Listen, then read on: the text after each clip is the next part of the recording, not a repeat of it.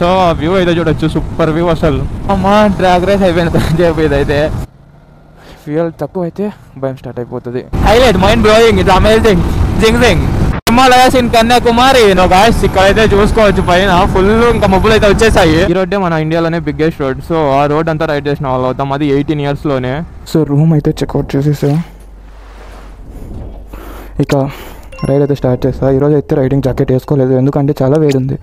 ఈ వేడికి riding jacket వేసుకుంటే మాడి మస అయితే అవసరమా అని ఏం వేసుకోలేదు, నార్మల్గా వెళ్ళిపోతున్నా. సో అక్కడ సైన్ చేసి వెళ్ళిపోవడమే. ఇంకా పర్ డే 500. तो बहुत ऐसा ब्रेक बीच में ब्रेक. हाँ इसमें 1 लीटर का कितना मिलता है? 55 पे मिलता है या फिर चलाते तो कितना 80 ऐसा तो चलाएगा रहेगा ना. 80 स्पीड लिमिट तो 80 ऐसा जाते ना हियर या नेक्स्ट टाइम आइए. या थैंक यू.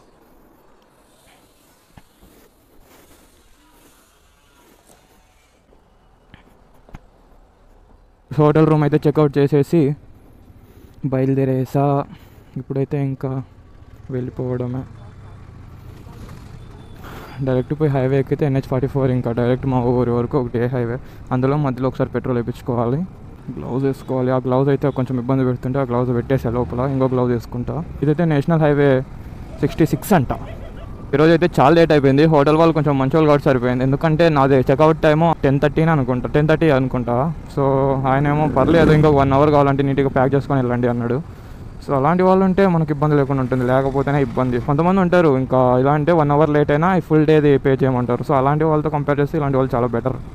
నా హోటల్ అయితే 1200 అయింది. 1200 వర్త్ అని చెప్పుకోవచ్చు. ఇక్కడ ఇంకొకటి ఏంటంటే కన్యాకుమారిలో ఇక్కడ రూమ్ తీసుకోవాలన్నా మినిమం 1000 అబోనే ఉండాలి, ఎక్కడ 1000 బిలో లేదు. ఒకవేళ నానేసి అయితే ఉండొచ్చేమో. సో ఇక్కడ నుంచి ఒకటే హైవే ఇదే. నేను ఫస్ట్ స్టార్ట్ అయ్యే రోడ్డు మన ఇండియాలో కింద నుంచి స్టార్ట్ అయ్యే రోడ్ అయితే ఇది. సో ఆ హైవేకి అయితే ఇప్పుడు కనెక్ట్ అవుతా. అంటే ఇది కొంచెం షార్ట్ కట్ ఉందని కొంచెం సైడ్కి తిరిగా, బట్ అదే రోడ్కి కనెక్ట్ అవుతాం మళ్ళీ. ఇక్కడైతే మళ్ళీ ఇంకా నేషనల్ హైవేకి అయితే కనెక్ట్ అయిపోతుంది. ఇదే నేషనల్ హైవే 44 అక్కడ చెప్పే కదా అదే హైవే. ఇది కొంచెం షార్ట్ కట్, అది రౌండ్ వేసుకొని రావాలి. ఇది స్ట్రైట్ రూట్ ఉన్నట్టుంది. మేము ఇండియాలోనే బిగ్గెస్ట్ రోడ్లో రైడ్ చేసిన వాళ్ళు అవుతాం ఇప్పుడైతే, ఎందుకంటే ఇప్పుడు K2K అంటే కన్యాకుమారి టు కాశ్మీర్ కదా. ఈ రోడ్డే మన ఇండియాలోనే బిగ్గెస్ట్ రోడ్. సో ఆ రోడ్ అంతా రైడ్ చేసిన వాళ్ళు అవుతాం, అది 18 years లోనే. ఫ్యూయల్ స్టాప్ అయితే తీసుకోవాలి ఒకటి. పెట్రోల్ బంక్ అయితే ఇంకా రాలేదు, ఎందుకంటే పెట్రోల్ 3 points ఉంది. ఎప్పుడు సేఫ్టీ ముఖ్యం, అంటే పెట్రోల్ అయితే ఫుల్ ట్యాంక్ ఉండేదే బెటర్. ఎక్కడ కనిపిస్తే అక్కడంతా ఫుల్ ట్యాంక్ చేయించుకోవచ్చు. ఈడు ఉంది కానీ అటు సైడ్ ఉంది, ఏం చేస్తావు. సో పెట్రోల్ బంక్ ఇంకా 3 points అంటే 3 points అంటే ఆల్మోస్ట్ వెళ్ళొచ్చు, 200 kilometers అబోనే వెళ్ళొచ్చు. బట్ అయినా మన సేఫ్టీ మనది కాబట్టి ఉంటేనే బెటర్ అనమాట. చూద్దాం ఎక్కడ కనిపిస్తాయేమో, లేదంటే చిన్నగా చూసుకుంటూ వెళ్ళి ఎక్కడ కనిపిస్తే అక్కడ ఫుల్ ట్యాంక్ చేయించేద్దాం. సో ఫ్యూయల్ బ్రేక్ అయితే తీసేసుకుందాం, ఎందుకంటే ఫ్యూయల్ డౌన్ ఉంది కాబట్టి ఫుల్ ట్యాంక్ చేయించేసుకుంటే సరిపోద్ది. ఫుల్ ట్యాంక్ చిన్న ట్యాంక్ ఫుల్. ఇంకా దోసుకుపోవడమే. ఇంకా రైడ్ అయితే మళ్ళీ స్టార్ట్ చేసేసా. సో మనం డైరెక్ట్ ఆంధ్ర వరకు రైడ్ అనుకున్నాము, బట్ మధ్యలో హెవీ రైన్స్ ఉన్నాయి అనే న్యూస్ అయితే వచ్చింది. చూస్తా, అంటే ఒకవేళ అప్పుడే మేఘాలు లేకోకుండా నార్మల్గా ఉందంటే క్లైమేట్ వెళ్ళిపోతా. లేదు ఒకవేళ అప్పుడే అర్థమవుతుంది అంటే రైన్ వచ్చేసి ఇంటమ్స్ ఉన్నాయి అంటే ఎక్కడ రూమ్ తీసుకొని ఆగిపోతా. ఆల్మోస్ట్ వీలైనంత కొట్టేద్దాము, ఒకవేళ ఎక్కడన్నా అనిపిస్తే ఆగుదాం. ఇప్పుడు బ్యాక్ సైడ్ అయితే చినుకులు పడుతున్నాయి, దాటుకొని వచ్చేసా. ఇప్పుడైతే ఏం లేదు, నార్మల్గా ఉంది. చూద్దాం, ఒకవేళ అలా అనిపిస్తే అప్పుడు చూద్దాం. ఇక్కడైతే ఆల్మోస్ట్ రోడ్స్ అన్నీ అండర్ కన్స్ట్రక్షన్లోనే ఉన్నాయి, అదొక ఇబ్బంది. అంటే స్లో అవ్వాల్సి వస్తుంది, లేకపోతే స్పీడ్తో కొట్టేయచ్చు. ఎందుకంటే 800 kilometers కదా, చిన్నగా పోతే ఎప్పుడో వెళ్ళేది. 2 కోలు అయితే తినడానికి కూడా ఆపాలి. చూస్తా, కనీసం మధుర అయినా దాటేసినాక ఆపితే బాగుంటుంది. ఇంకా లేదంటే అంత తొందరగా ఎక్కడ చెప్పండి. ఆ తర్వాత ఆపి కొంచెం ఫుల్గా లాగిచ్చి తర్వాత రైడ్ కంటిన్యూ చేసేద్దాం. మధుర ఇక్కడ నుంచి అయితే 160 kilometers ఉంది. ఇంకా ఆల్మోస్ట్ ఇంకొక 2 hours వెళ్ళిపోవచ్చు అనుకుంటున్నా. అంతకన్నా ఎక్కువ టైం అయితే పట్టదు నా ఫీలింగ్లో అయితే, ఎందుకంటే నేను వచ్చా కదా నేను మార్నింగ్. సో అంతే, నేను వచ్చింది అయితే 2 hours వచ్చేసా. కన్యాకుమారి నుంచి కాశ్మీర్కి పోయే దారిలో ఇది సెకండ్ టోల్ గేట్ అయితే. అప్పుడే ఫస్ట్ టోల్ గేట్ వచ్చింది, బట్ వెళ్ళేటప్పుడు కూడా అవి షూట్ చేసాయి కదా, తర్వాతకి ఏం చేసామని చేయలేదు. ఇది ఒకటి చేస్తున్నా చూడండి, నేషనల్ హైవే ఇది అయితే. సో ఇంకా ఇలాంటి టోల్ గేట్స్ కనీసం అంటే ఒక 4-5 అయితే వస్తాయి. సో అవన్నీ ఇంకా దాటుకొని వెళ్ళాలి. చూద్దాం. ఇది 3వ టోల్ అయితే, కానీ బైక్స్కి టోల్ ఇక్కడైతే ఎక్కడ లేదు, ముందర ఏమన్నా ఉండొచ్చు. సో ఇంకా దీన్ని కూడా దాటేద్దాం. వెళ్తుంటే మధ్యలో ఇదేదో పెద్ద ఫ్యాక్టరీ అయితే కనిపించింది. చూడండి ఎంత పెద్దగా ఉంది అసలు. మా దగ్గర ఉన్న కియా ఫ్యాక్టరీ కూడా ఇంత పెద్దగా అయితే కనబడదు. బట్ ఇది చాలా పెద్దగా కనిపిస్తుంది. ఏం ఫ్యాక్టరీనే ఏమో మరి. Go slow. No no no slow వెళ్తామ్మా. Thank you. కరెంట్ పోయిందా? కలిసాడు నాకు ముందర వెళ్తున్నాడు కదా ఆయన. సో ఆయన ఏమో తమిళనాడు నుంచే అంట కన్యాకుమారికి వెళ్ళి వస్తున్నాడు, సేలం వరకు వస్తాడు. సో చూద్దాం. సో ఆల్మోస్ట్ మనం మధురై దగ్గర ఉన్నాం. సో ఇంకా ముందరైతే ఇంకొక టోల్ గేట్ అయితే ఉంది. ఇది నా K2K రైట్లో ఇదైతే 4th టోల్ గేట్. కన్యాకుమారి నుంచి కాశ్మీర్కి అయితే వెళ్తున్నా.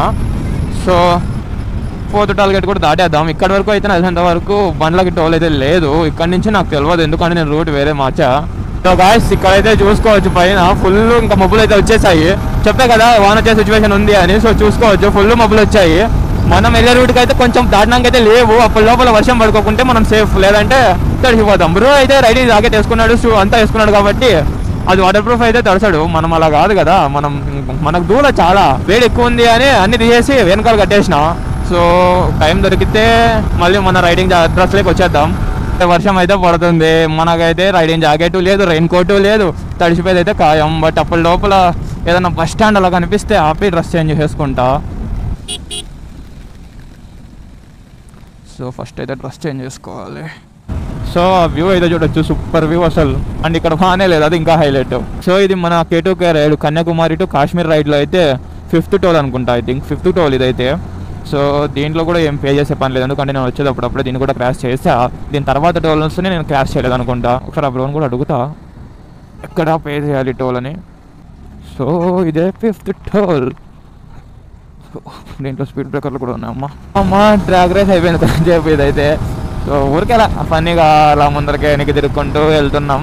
చూడాలి ఇంకా 400-500 కిలోమీటర్స్ ఉంది నాదైతే. బ్రో అంత ఏం లేదనుకుంటా. ఐ థింక్ అక్కడ మధ్యలో లేదు, అటు సైడ్ పడింది మళ్ళీ ఇటు సైడ్ పడింది వర్షం. మధ్యలో ఒకటి ఆగింది, అదేదో కదా కరెక్ట్గా కొంచెం లేదు వర్షం అయితే. సో బ్రో అయితే Insta 360తో 360 వీడియోస్ అయితే షూట్ చేసుకుని ఉన్నాడు.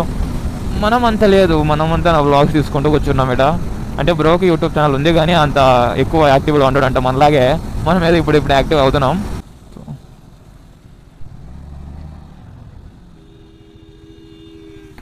సో మన ఫ్యూయల్ బ్రేక్ అయితే తీసుకుందాం. బ్రో కూడా వస్తున్నట్టున్నారు. Full tank. Let's go.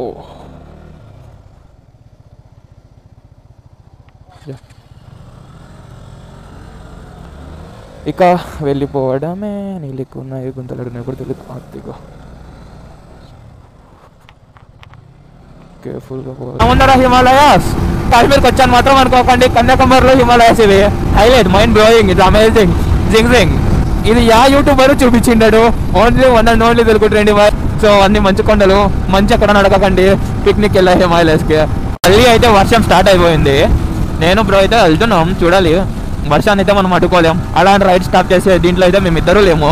అయినా సేలంకి వెళ్ళిపోవాలి, నేను మా ఊరికి వెళ్ళిపోవాలి. అంటే ఇంకా వీడియోస్ ఎడిటింగ్ ఉంది, సో ఎడిటింగ్ చేసేసుకుంటా కంప్లీట్. వెళ్ళే దారిలో ఇలాంటి రైడర్స్ ఒకరిద్దరు తగిలినా చాలు. మనమైతే బెంగళూరుకి 280 కిలోమీటర్స్ దూరంలో ఉన్నాము. సో ఇంకా 80 కిలోమీటర్స్ తర్వాత సేలం అయితే వస్తుంది. సేలం దగ్గర బ్రో అయితే డ్రాప్ అవుతాడు. ఇంకా 200 కిలోమీటర్స్, ఆల్మోస్ట్ 250-300 కిలోమీటర్స్ ఇంకా సోలో రైడ్ చేయాలి. వచ్చేటప్పుడు అంతా సోలో రైడ్ కాబట్టి అదేం పెద్ద ఇదేం కాదు, చేసేయచ్చు. వాన ఒక దగ్గర పడుతుంది, ఒక దగ్గర పడట్లేదు. ఇప్పుడు చూడండి, ఇప్పుడు వరకు ఫుల్ తడిపోయాం. ఇప్పుడు చూసి అసలు వానే లేదు ఇక్కడ. మళ్ళీ మధ్యలో ఆడొకసారి అట్లే అయింది, ఒక 2-3 టైమ్స్ ఇలానే అయింది మధ్యలో. సో వెళ్తా బ్రో అన్నారు, అంటే కిందే అన్నారు మరి బ్రిడ్జ్ దగ్గర. సో అందుకన్నట్టు నేను అప్పుడు సడన్గా చెప్పే లోపల వీడియో కూడా షూట్ చేయలేదు. బట్ మరి నా రూట్గా వచ్చేసాడు. అంటే ఇక్కడే ఇంకొక 6 కిలోమీటర్స్ ఉంది బ్రో, ముందర నేను వెళ్ళిపోతా అని. సో నెంబర్ కూడా తీసుకున్నాను, ఎందుకంటే వరల్డ్ బుక్ ఆఫ్ రికార్డ్స్ ఉంది కదా. సో దానికి అప్లై చేసుకోవాలి అంటే ఖచ్చితంగా కావాలి. సో ఫ్యూయల్ అయితే పట్టించేద్దాం. Full tank.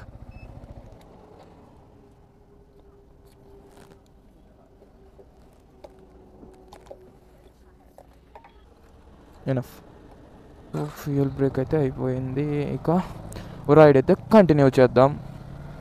ఫ్యూయల్ తక్కువ అయితే భయం స్టార్ట్ అయిపోతుంది, అంటే ఎక్కడ ఫ్యూయల్ అయిపోతుందో అని. మళ్ళీ ఇంకొక టోల్ గేట్ అయితే వచ్చింది. ఇది నాకు తెలిసినంత వరకు 11th టోల్ గేట్ అనుకుంటా. ఎన్ని టోల్ గేట్లు సార్, ఎన్ని దాటాలి?